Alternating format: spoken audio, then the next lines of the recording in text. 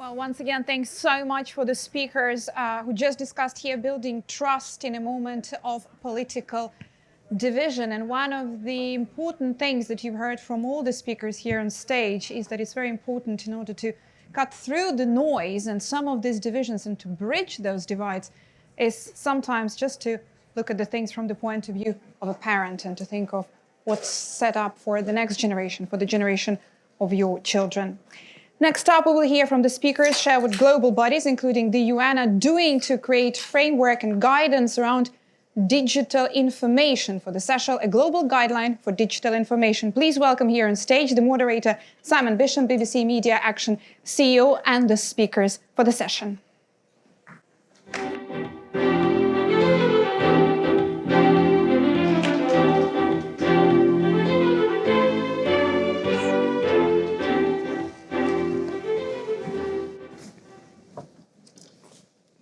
Hi, everybody.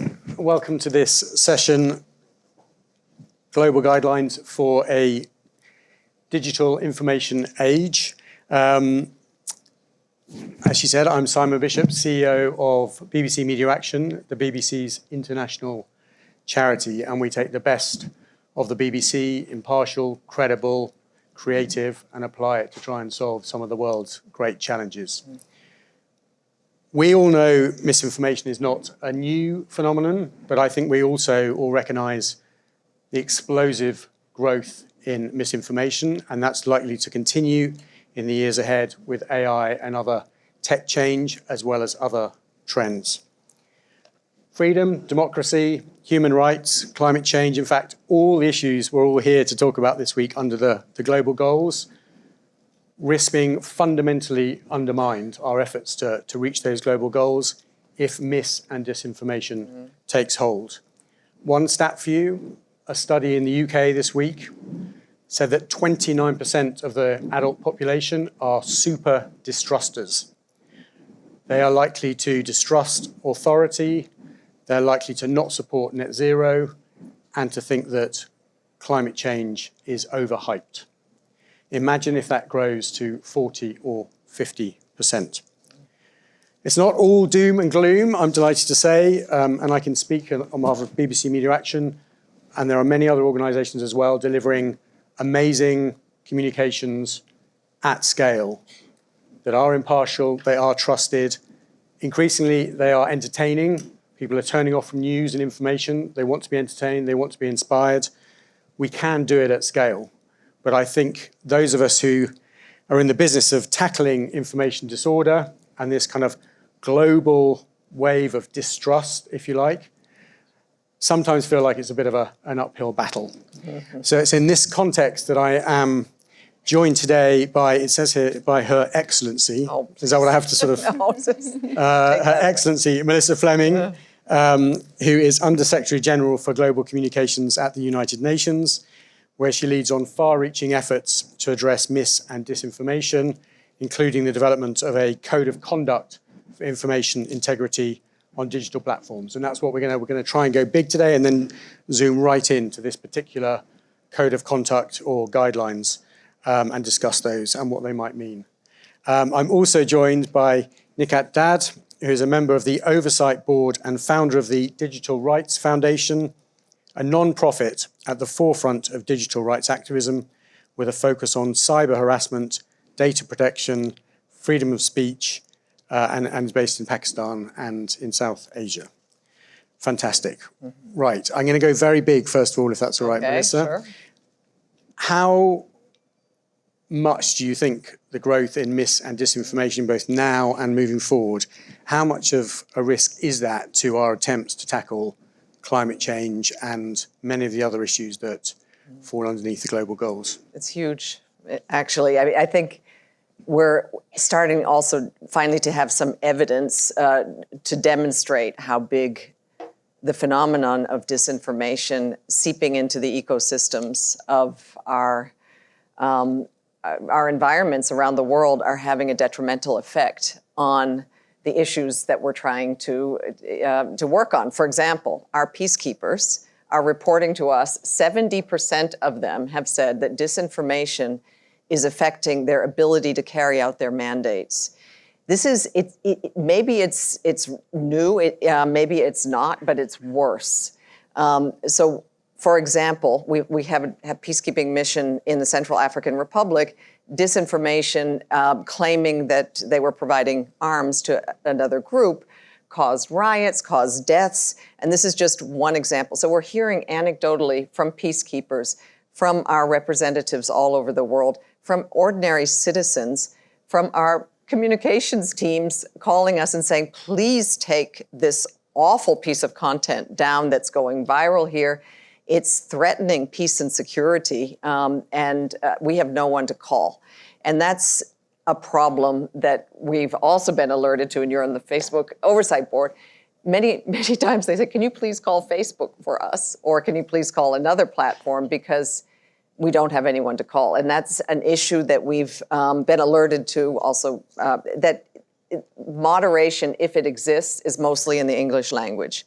And so the UN, which represents countries around the world, are finding that the world has become much more vulnerable to disinformation. Disinformation actors have become much more savvy.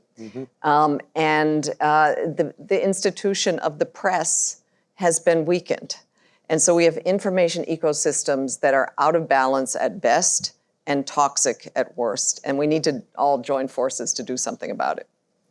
And these guidelines or code of conduct, I don't know, that's obviously an attempt not to solve the problem, but at least to contribute to solving the problem. So just can you give us a little bit more, tell us about those? So, well, the Secretary General last year at this time at the General Assembly issued a report called Our Common Agenda that has many work streams that will lead up to this time next year, a summit of the future.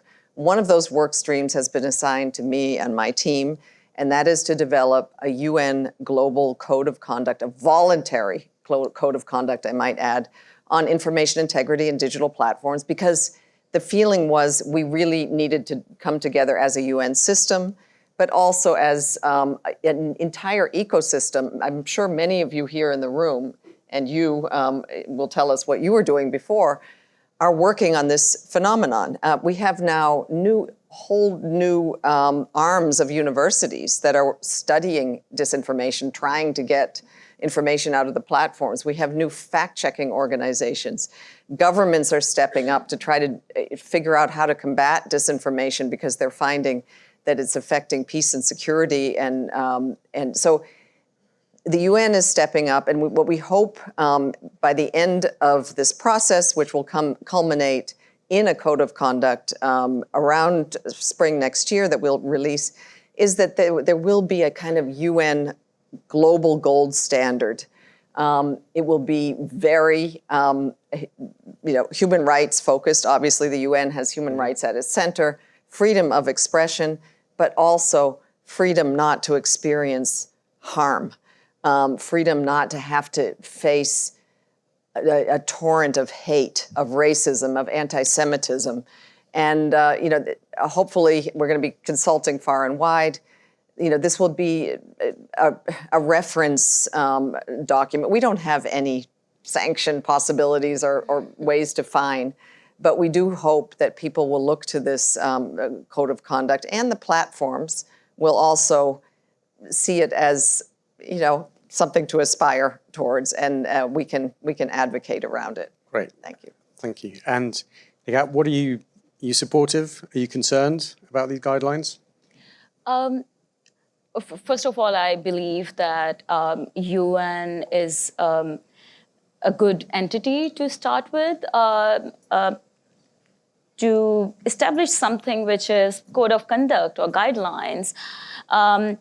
And I'm supportive of the entity taking these measures where they are listening to the communities, the risks and the gains that the communities have when it comes to disinformation, misinformation. But I also feel that the process that is taking place at the UN even should be very inclusive. We shouldn't only listen to the member states, but making sure that we are not repeating the same mistake that different actors have been repeating in this ecosystem when they are working on policies or regulations and I think we cannot ignore the risk of how a soft law sometimes doesn't go hand in hand with strong leaders around the world.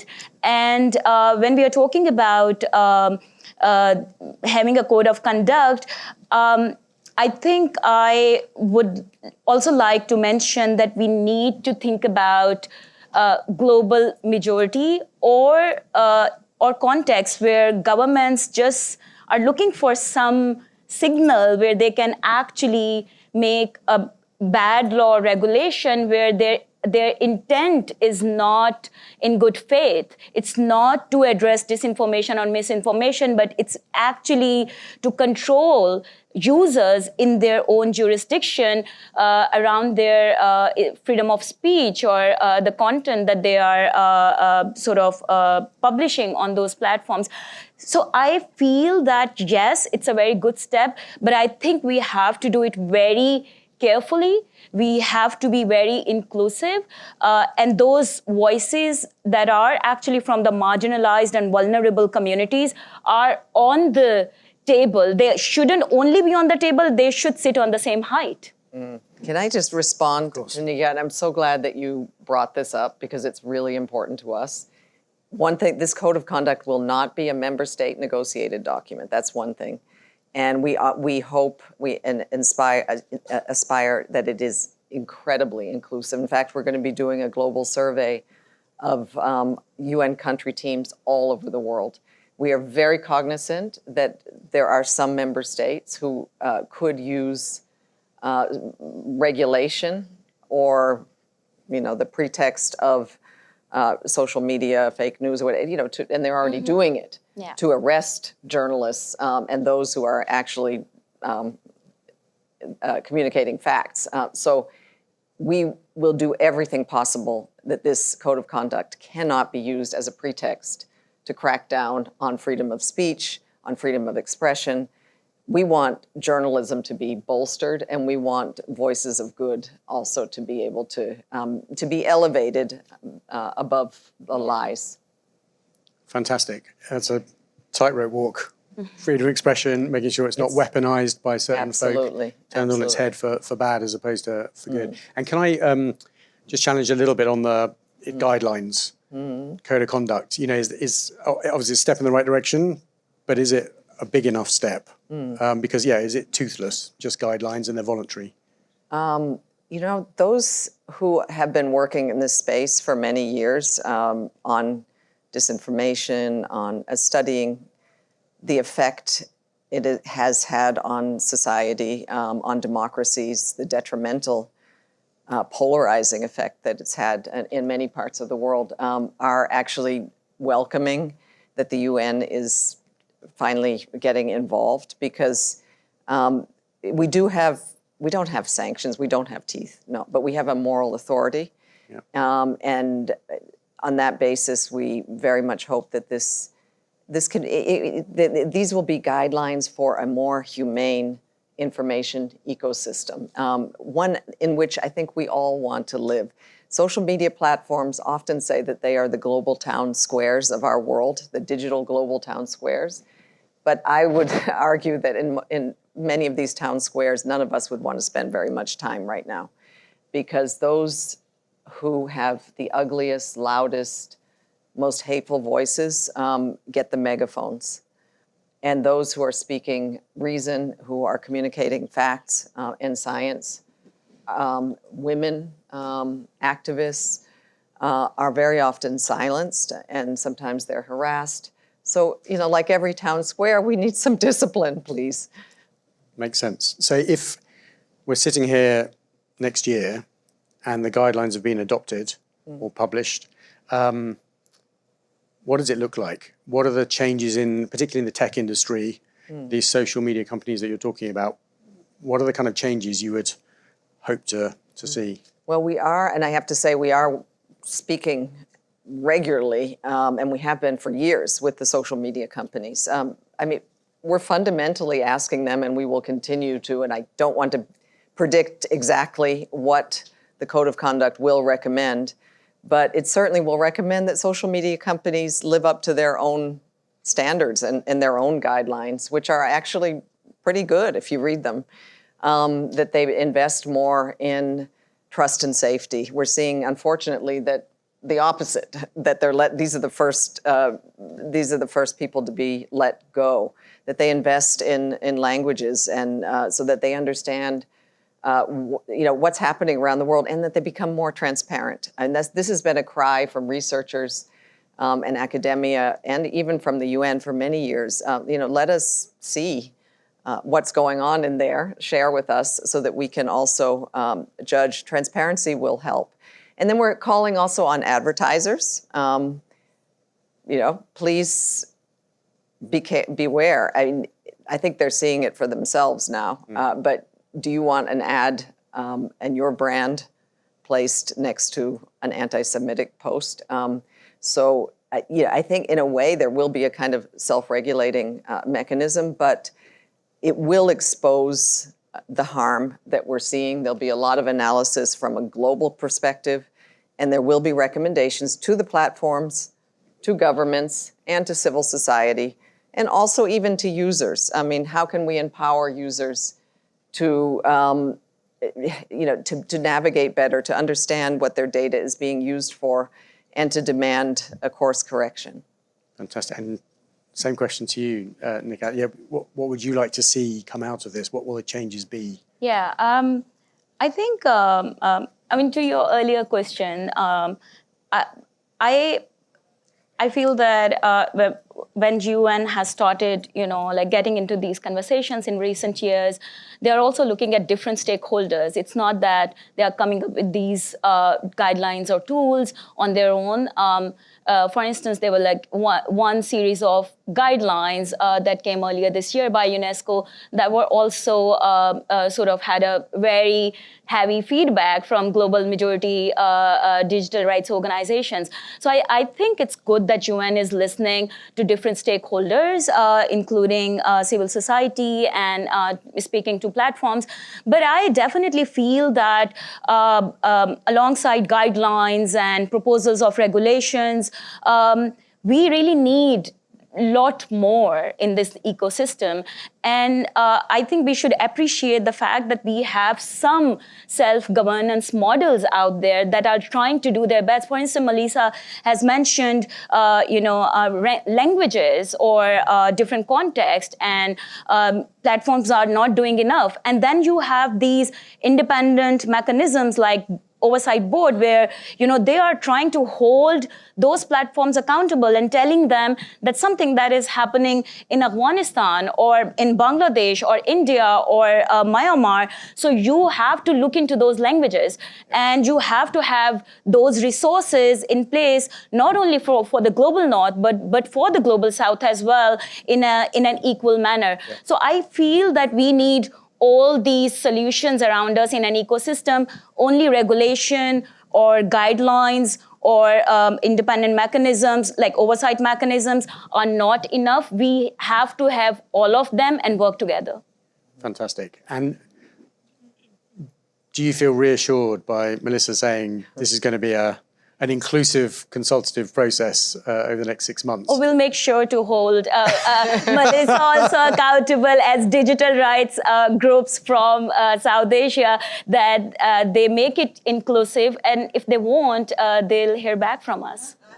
We absolutely want, and we will take you up on your offer to consult with you, and also just to let you know that we do have right now an open process, place where you can actually go and provide your comments, provide your recommendations for how you will see this going. You'll see a summary of where we're going. There is a policy brief that was issued on information integrity that is on our website. So if you search on un.org, you'll be able to find it. I don't have the exact URL, but we are asking for contributions from especially countries from around the world, the global south, that usually don't get heard in this arena. Yeah. Fantastic. And then just, we've got 1 minute left, and I'm going to, ask you a doozy of a question to finish off with. It's just, so we talked about 1 year ahead. What does it look like? What does the change look like? I mean, can you go further ahead? What does success look like in 5 years' time? I mean, we didn't say one word about AI in this whole, so I think before we talk about success, we have a huge concern on our hand, the speed with which AI is coming onto the scene, but also the capacity that AI has to erode trust. This is a trust summit. The last panel, they were talking about how much it has eroded in the United States. Well, all over the world, we're seeing people distrusting institutions and even the information that they're seeing. But they did have the possibility before to check if that photograph was actually real. We could give them the tools. They could go back and look at the source of whatever information. With AI, we're very concerned about deep fakes. We're very concerned, actually, that even the AI that is being used by the social media companies to moderate and to identify content that is problematic, that the AI won't even be able to identify what's, so we have a lot of work to do in that space. So I'm afraid it might get worse before it gets better, but I do see a concerted effort, and I do see also the tech creators also very concerned, and the alarm bells are ringing, and hopefully everybody will come together and make our information ecosystems more healthy. We need it really desperately. Fantastic. Will you forgive me if I don't, we're out of time. Yes, please go ahead. Is that all right? Yep. We wrap up, that's a good way to finish. So, ladies and gentlemen, please give a round of applause to Melissa and Nighat. Thank you very much. Thank you, Simon. Thank you.